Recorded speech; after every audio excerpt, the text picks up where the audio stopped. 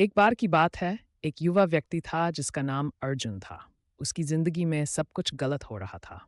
उसके सपने टूट चुके थे, नौकरी चली गई थी और परिवार में भी समस्याएं थीं।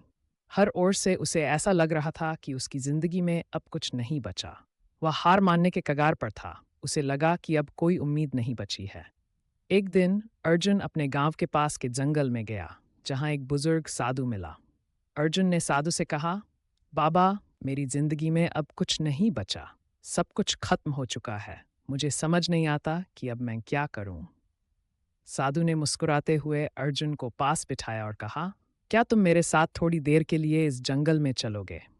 अर्जुन सहमत हो गया और साधु के साथ चलने लगा।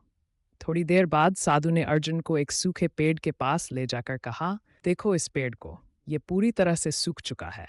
क्या तुम्हें लगता है कि इसमें अब जीवन बाकी है?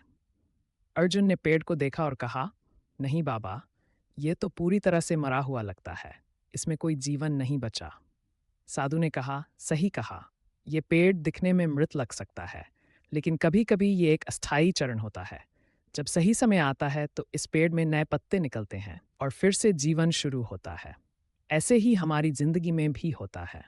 जब तुम्हें लगे कि सब कुछ खत्म हो गया है तो समझो कि ये एक अस्थायी चरण है। जीवन में हर कठिनाई के बाद एक नया सवेरा आता है।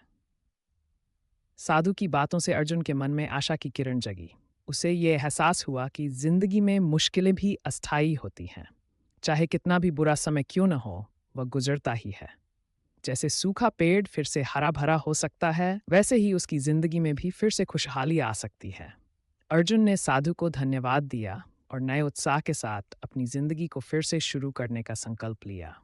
धीरे धीरे उसने अपनी मेहनत और आत्मविश्वास से सब कुछ फिर से हासिल किया। सीख, कभी भी जीवन में कठिनाई या असफलता से घबराना नहीं चाहिए।